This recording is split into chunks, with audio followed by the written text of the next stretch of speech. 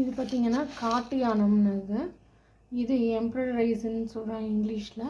Plus black rice, இந்த காட்டு யானம் இதெல்லாம் வந்து நம்மளுக்கு டயபெட்டிக் ப்ளஸ் ஃபைபர் கண்டென்ட் ஜாஸ்தி இருக்குது. இது இப்போ வந்து நம்ம என்ன பார்க்க போகிறோன்னா, இன்றைக்கி ஒருத்தவங்களுக்காக கஸ்டமைஸ்டு அவங்க வந்து நம்ம இப்போ கருப்பு கவுனி நிறையா பாரிஜ் மிக்ஸ் கொடுத்துட்ருக்கோம். அது கூட இவங்க காட்டு யானமும் வேணும்னு சொன்னாங்க. ஸோ அவங்களுக்காக பார்த்திங்கன்னா எகைன் நம்ம அது மாதிரியே ஒரு ஜீரகம் கொஞ்சம் மிளகு, பெப்பரு ப்ளஸ் வந்து சால்ட் எப்போவுமே வறுத்துட்டு தான் யூஸ் பண்ணணும். ஸோ அதுவும் கொஞ்சம் ஆட் பண்ணி வேறு எதுவும் இல்லை. இது டெய்லி நம்ம கஞ்சி காலையில் நம்ம பிரேக்ஃபாஸ்ட்டுக்கு பதிலாக இதே நம்ம யூஸ் பண்ணிக்கலாம். ஸோ கொஞ்சம் செமி சாலிடாக பண்ணி நம்ம சாப்பிட்ற மாதிரி. இது நம்ம வறுத்துட்டு எப்படி அரைக்கிறதுங்கிறது காமிக்கிறேன். ஃபஸ்ட்டு இதை நம்ம வறுத்துக்கலாம். இந்த அரிசியை ஃபஸ்ட்டு வறுத்துக்கலாம். காட்டு யானம் கொஞ்சம் அகலமாக கொஞ்சம் திக்காக இருக்கும். ஸோ இதுதான் காட்டு யானம் ரைஸு. இது நம்ம அன்பாலிஷ்டு தான் யூஸ் பண்ணுறோம் எப்போவுமே. ஸோ அதில் தான் ஃபைபர் கண்டென்ட் ஜாஸ்தியாக இருக்குதுங்கிறதுக்காக நம்ம அன்பாலிஷ்டு ஆர்கானிக் தான் யூஸ் பண்ணுறோம்.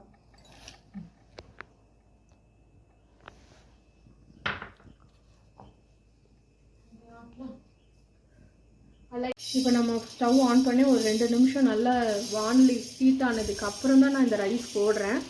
இதை வந்து நம்ம ஒரு மிதமான சூட்டில் நம்ம ஒரு 5 நிமிஷம் வறுத்துக்கலாம். ஆக்சுவலாக அது வந்து பொரிக்கும். இப்போ நீங்கள் இது நெல்லெல்லாம் போட்டுச்சுன்னா பொரியும் இல்லையா, அந்த மாதிரி பொரிய வெடிக்கும் போது நம்ம அதை எடுத்துடலாம், ஸ்டவ்லேருந்து எடுத்துடலாம்.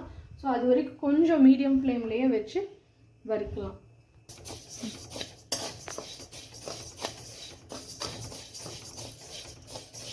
நான் ஒரு மிதமான மீடியம் ஃப்ளேமில் வச்சு தான் வறுக்கிறேன்.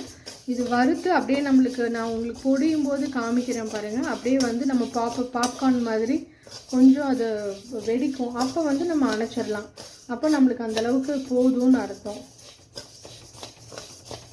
இது டெய்லியுமே நீங்கள் காலையில் சாப்பிட்டுட்ருக்கீங்க, இல்லை ஒரு நாள் விட்டு ஒரு நாள் எடுத்துக்கிட்டீங்க அப்படின்னா ரொம்ப நல்லது. அவங்க வந்து டயபெட்டிக் பேஷண்ட்டு. ஸோ அவங்க எனக்கு ஸ்பெசிஃபிக்காக இதுவும் வேணும். ஏன்னா ஒரு நாள் அவங்க பிளாக் ரைஸ் யூஸ் பண்ணியும், ஒரு நாள் இந்த காட்டு யானம் ரெண்டும், ஒவ்வொரு நாள் கருப்பு கவுனி ஒரு நாள், காட்டு யானம் ஒரு நாள் யூஸ் பண்ணுறேன் நாங்கள். ஸோ அவங்களுக்காக கஸ்டமைஸ்டாக பண்ணது தான் இன்றைக்கி பண்ண போகிறது தான் இந்த பாரிஜ் மிக்ஸு. இப்போ பார்த்தீங்கன்னா உங்களுக்கு சவுண்டு கேட்கும் பாருங்கள். ப்ளஸ் அந்த சின்னதாக அந்த ரைஸை மூவ் ஆகிறது தெரியும் நமக்கு. இப்போ கொஞ்சம் வெடித்து அந்த ஒயிட் கலராக அந்த பாப்கார்ன் மாதிரி நம்மளுக்கு பொரியும். இப்போ இந்த டைமில் நம்ம எடுத்துடலாம். பார்த்தீங்கன்னா இப்போ உங்களுக்கு இதாகிறது மூவ் ஆகிறது தெரியுதுங்களா. ஸோ நல்லா இதை நான் நிறுத்திட்டேன்னா வெடிக்கிறது கேட்கும். ஸோ இப்போ நம்ம இந்த கரெக்டான ஒரு இதில் வந்து நம்ம எடுத்துடலாம், இந்த பதத்தில் எடுத்துடலாம்.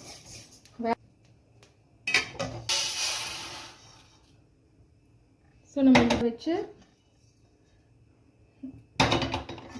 ஜீரகம் மிளகும் ரெண்டுமே சேர்த்து அதையும் வறுத்து எடுத்துடுறேன்.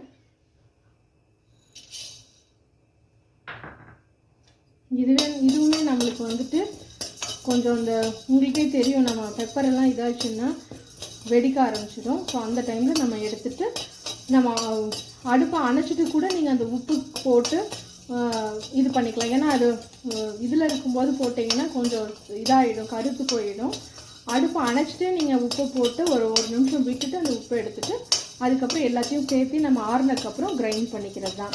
அதுவும் நம்ம கிரைண்ட் பண்ணும்போது ஃபுல் மிக்ஸ் பண்ண வேண்டாம், ஃபுல் பவுடர் மாதிரி பண்ண வேண்டாம். ஸோ கொஞ்சமாக தடித்தடியாக பண்ணிட்டோம்னா தான் நம்ம சாப்பிடும்போது செமி சாலிட் மாதிரி பண்ணி சாப்பிட்றதுக்கு கொஞ்சம் நல்லாயிருக்கும்.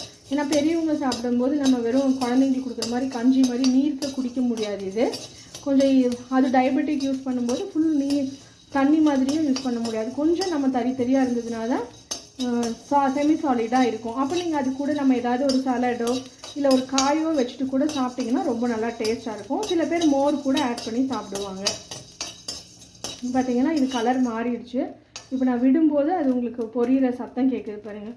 அந்த ஜீரகமும் பொரியும், ப்ளஸ் அந்த மிளகும் வெடிக்க ஆரம்பிச்சிடும். ஸோ இந்த டைமில் நம்ம எடுத்துடலாம் அடுப்பில் இருந்து.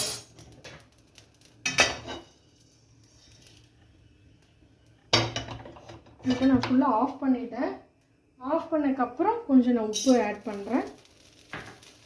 இதுவே இப்போ நம்ம ரொம்ப வானொலி சூடாக இருக்கிறதுக்கு பார்த்திங்கன்னா உப்பு அந்த சவுண்டு கேட்குது பாருங்கள். ஒரு நிமிஷம் விட்டுட்டு நம்ம இதையும் எடுத்து போட்டுடலாம். எப்போவுமே உப்பு போடும்போது எந்த பொருளுமே வந்துட்டு நம்மளுக்கு அது கெட்டு போகாது.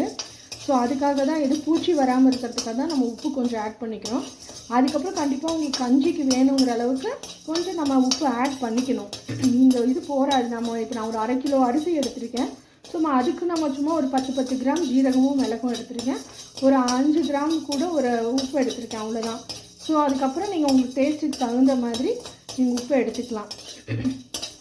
இது போதும். இல்லை வேணும்னா கூட ஒரு நிமிஷம் விட்டு கூட நம்ம எடுத்து அது கூட சேர்த்துக்கலாம்.